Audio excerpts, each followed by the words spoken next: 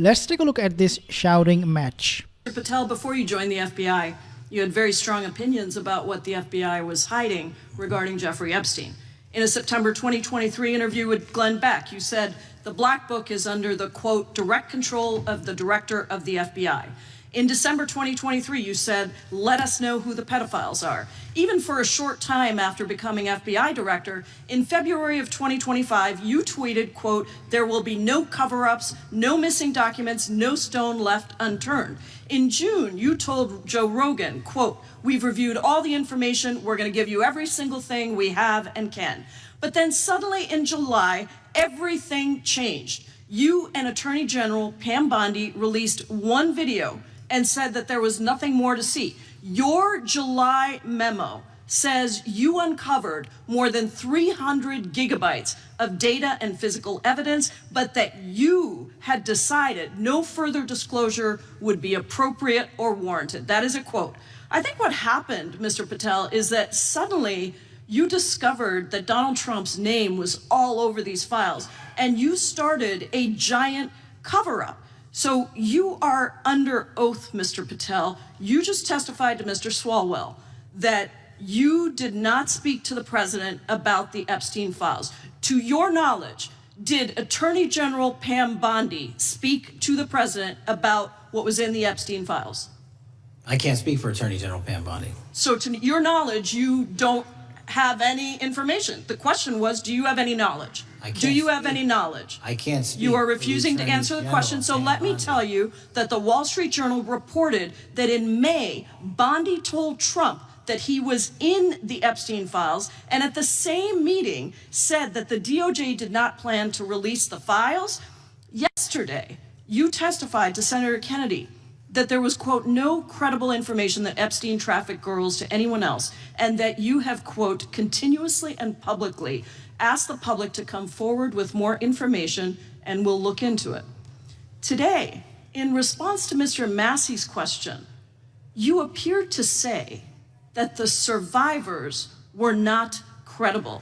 These are survivors. That's not at all what I said. Okay, great. I'm going to ask you this in a second, but let me tell you about the survivors, and let's bring them up here into the room. These are women who came to the Hill and testified that they were groomed and raped at the age of 14 and 16 years old, and they called to meet with the president and to meet with the FBI and to have people investigate their claims. Some of them have never testified before. If you are so interested in getting the public to submit any information, why have you not met with them? You said you haven't met with them. Have you met with them? I'll give you one more chance. My job as the FBI director is to invite all investigative leads. Is the answer yes or no to whether or not you met with these women who were sexually abused and raped?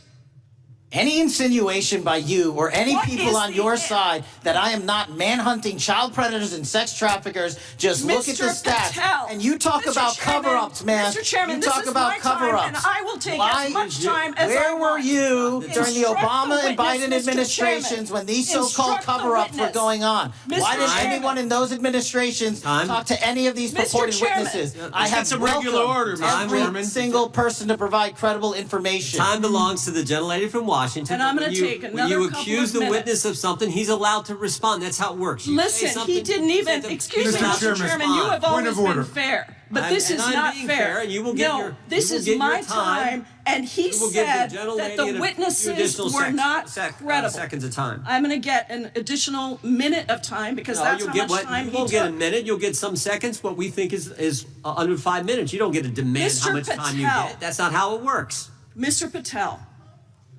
are the victims of the Jeffrey Epstein horrific trafficking ring, are they credible?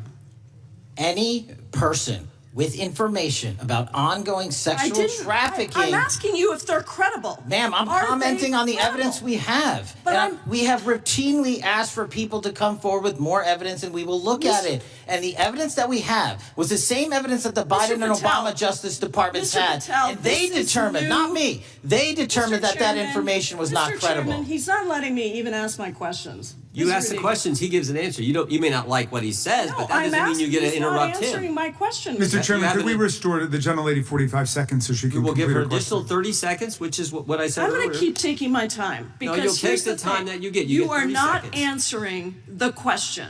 The question I have. You just don't like the answer. Are these women credible? It's a yes or no answer. I have answered the question. Well, and what is the answer? I'm telling you, I'm the only FBI director that has welcomed new information in this case. This administration is the only one that has welcomed any new information in this case. Is there a yes or no to present new credible information? Present new information. Are the victims credible or not? I'll tell you what happened in the last Trump administration. Are they credible or not? You can't even say. Victims credibly came forward, and you know what happened? President Trump authorized the indictments of Jeffrey Epstein. Called them not Biden, a hoax. not Obama. President Trump no one else. called the entire thing a Democratic hoax. So I would like to ask the gentlelady's time has expired. I gave her the additional 45 seconds she requested. The gentlelady yields back. The gentleman from New Jersey is recognized for his 5 minutes. If you would meet with the women who were sexually abused and raped and groomed at the ages of 14 and 16 years old. Are you going to cover up? Are you going to continue to cover up for the rich and powerful men, including those that might be on this committee? I can yell too, Mr. Chairman, but I don't want to yell above this. The time belongs to the gentleman from New Jersey. I appreciate the gentlelady yielding back. Mr. Patel? Go ahead. Will you allow them to testify to you, Mr.